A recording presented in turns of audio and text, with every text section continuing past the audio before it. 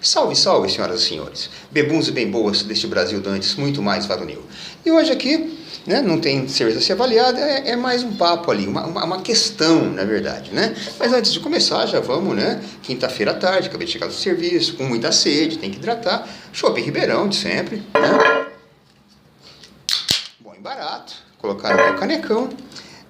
E o assunto hoje é um assunto assim, essa questão, eu não diria que é delicado, porque para o cervejeiro da antiga não tem nada delicado, o cervejeiro da antiga não é delicado, mas talvez seja uma questão, uma dúvida, uma suspeita, que as pessoas evitam de externar para o cervejeiro das antigas, né? Pessoas que convivem com ele. O cervejeiro das antigas é aquele cara que toma uma cervejinha praticamente todo dia, 2, 3, 4 latinhas, né?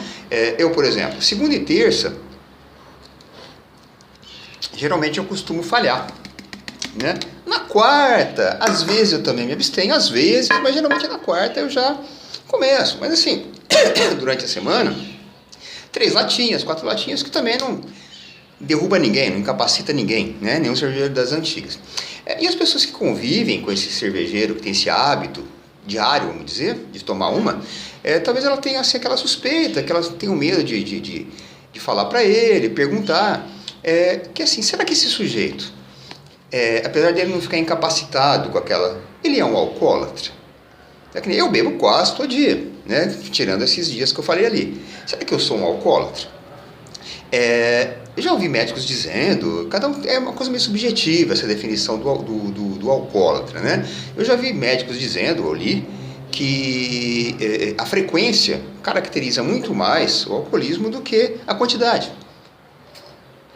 Então o cara toma um pouquinho todo dia, talvez ele seja mais alcoólatra do que aquele que fica 15, 20 dias sem beber e quando bebe enfia o pé na jaca, né? Mas é uma coisa assim subjetiva. E como é subjetivo mesmo, eu vou dar aqui a minha opinião de quem bebe quase todo dia, né? Como digo, 3, 4 latinhas. Fim de semana eu bebo um pouco mais, enfim, mas terça, quarta, enfim, né? Tem semanas até que, dependendo da segunda, se for aquela segunda desgraçada mesmo, tem semana que eu emendo. É raro, mas eu posso emendar também. Serei um alcoólatra? Bom, tentando deixar a subjetividade de lado, alcoólatra, né? A rigor do termo, é aquele que idolatra o álcool. Idolatrar, o sentido original dele é daquela pessoa que tem uma devoção, né, excessiva, uma obsessão, uma fixação por um ídolo, um ícone, uma imagem, enfim, um santo. Mas dá para a gente expandir essa definição do idolatrar para outros elementos, né? Um idólatra, ele pode idolatrar um time de futebol, outra pessoa, ou o caso da religião. O idólatra é aquele cara que tem assim um único foco na vida dele, um único foco de interesse, né? Ele tem lá um assunto, um tema, um hábito, um gosto, em torno do qual a vida dele gira só em torno daquilo. Ele não consegue pensar em outras coisas, né? E essa idolatria dele em relação a esse elemento qualquer, a esse objeto, seja ele qual for, né? Não deixa, inclusive, que ele se desenvolva minimamente, né? Nas outras áreas, que ele desempenhe minimamente as outras áreas da pessoa. Essa idolatria incapacita o sujeito para as outras coisas, que é aquela coisa do alcoólatra padrão, né? O cara, aquela imagem que se faz, o estereótipo, o cara que bebe inteiro, o cara que acorda já pensando onde ele vai beber, aquele cara que está sempre no bar, o cara que dorme na praça, né? Aquele cara que não consegue manter uma relação familiar minimamente civilizada, porque, enfim, nada interessa para ele a não ser o álcool. É aquele cara que não consegue manter um emprego estável por muito tempo, a situação dele não permite que ele mantenha isso aí. Ou seja, é aquele cara que, do ponto de vista do sistema nosso de produção, que está aí, etc, etc, é aquele cara que realmente ele é incapaz, né? É aquele cara que não é funcional.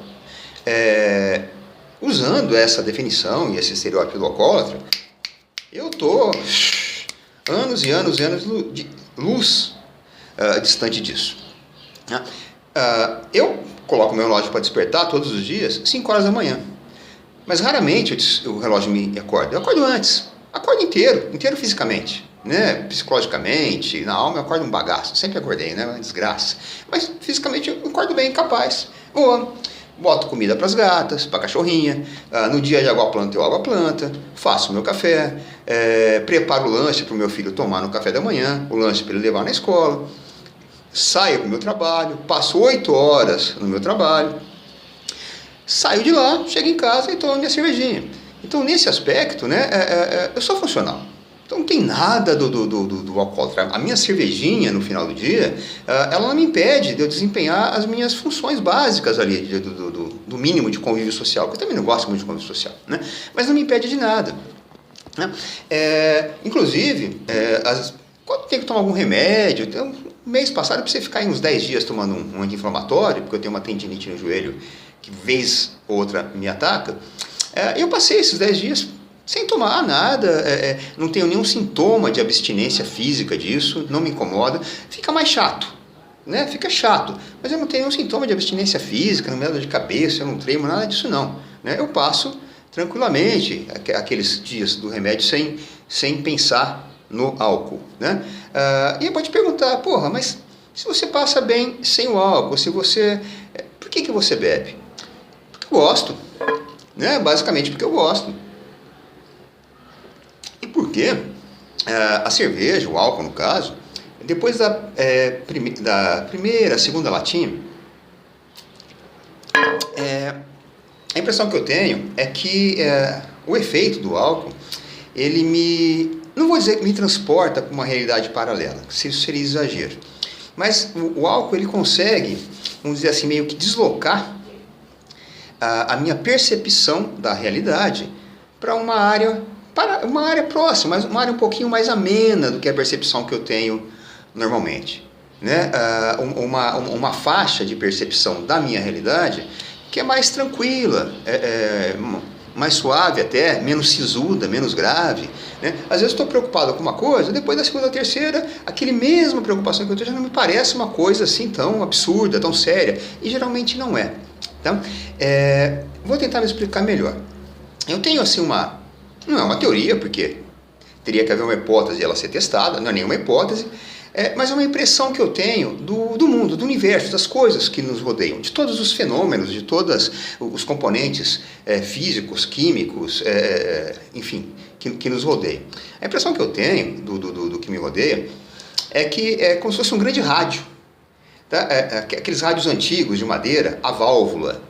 Tá? Quem tem menos aí 40, 45, acho que nunca viu um daquele. Tá? Já eu vou colocar aí uma imagem, vai aparecer, que é um rádio exatamente igual ao que o meu avô paterno tinha, ficava na cozinha dele. Esses rádios, eles tinham lá várias faixas de frequência. Onda curta, onda média, onda longa, tinha vários ali. Ou seja, você tinha ali milhares de possibilidades de frequências. Tá? E eu acredito que o mundo seja isso, seja um grande desse rádio valvulado e que você tem milhares de possibilidades de tudo. Só que o nosso cérebro, ele é como se fosse um rádio que tivesse ali o botão sintonizador, o dial, quebrado. Aí aquele ponteiro ali, ele parou numa única estação. Eu tenho milhares de possibilidades de tudo. Só que meu cérebro, ele consegue perceber uma única estação. Vou dar exemplos práticos e mais conhecidos. Por exemplo, o que a gente enxerga. Né? O espectro eletromagnético é um espectro gigantesco. Nós enxergamos uma pequena faixinha assim, que, de forma arrogante, nós chamamos de espectro do visível. Por quê? Porque é o que enxerga o ser humano, o resto não é visível. Né? Outros enxergam. Que é o quê? Que vai de 400 nanômetros a 700, que são as cores do arco-íris. É o violeta, o anil, o azul, o verde, o amarelo, o alaranjado e o vermelho. São esses 7 comprimentos de ondas. Tá? É o que eu enxergo. Abaixo do violeta, nós temos o infravermelho. Né? O infravermelho, as micro-ondas, as ondas de rádio, creio que de celular também, porque também são micro-ondas, ondas de TV. Eu não enxergo nada disso. Acima do violeta, eu tenho, acima do vermelho, eu tenho o ultravioleta. Tenho também os raios X, os raios gamas, que eu também não enxergo nada disso. Tá? Mas tem animais que enxergam. Então você pega o pernilongo, ele enxerga o infravermelho, ele te acha no escuro pelo calor do teu corpo, ele enxerga o calor do teu corpo. Os animais peçonhentos, né, as cobras noturnas, eles enxergam o infravermelho. Né? O predador do filme, ele enxergava lá o infravermelho. Agora imagine você tomar alguma coisa que permite que o teu cérebro se desloque um pouco na percepção e você enxergue o infravermelho. Seria legal, né? Você não enxergaria mais a pessoa, o seu animal de estimação, seja o que for, com os detalhes que a gente vê assim. Né? Você enxergaria borrões de cores em volta dessas pessoas. De cores variadas. Né? Você teria faixas vermelhas e alaranjadas nas regiões mais quentes do corpo, aqui assim, né? Amarelas nas intermediárias e verdes e azuis nas extremidades, nas regiões mais frias. Seria legal, você deslocaria um pouco a frequência do teu cérebro ali. Ou então, enxergar ultravioleta, você vê o que as abelhas veem nas flores que produzem pólen. Né? Um outro exemplo, o som. Nós escutamos na faixa dos 20 Hz aos 20.000 Hz, né? Do mais baixo até o mais alto, o mais agudo, né? Alto no sentido de agudo, não de intensidade. E assim, e até também uns 15, 20 anos ali. Depois a gente vai perdendo um pouco a audição para o agudo. Né? Outros animais, abaixo dos 20 você tem o infrassom, acima dos 20.000 você tem o ultrassom. Os cachorros escutam sons que nós não. O som está ali, eu não escuto, meu cérebro está travado só naquela estação.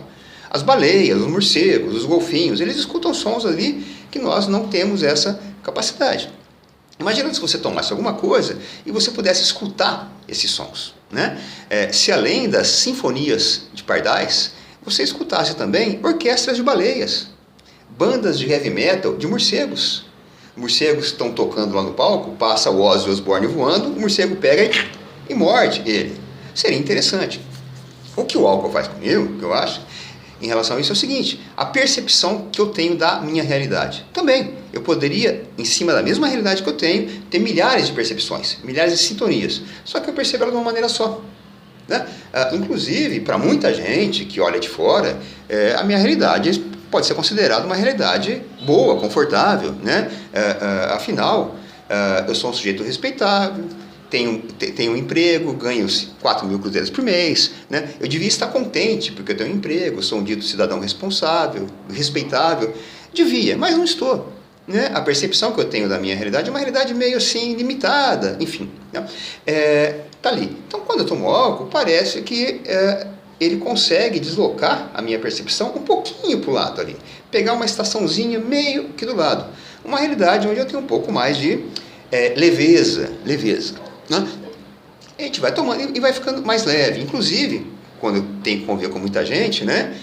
Isso aqui é uma maravilha. Desloca assim aquela realidade ali, que normalmente seria uma coisa quase que insuportável para mim, se torna uma coisa, não digo palatável, mas aceitável. Né? Pelo menos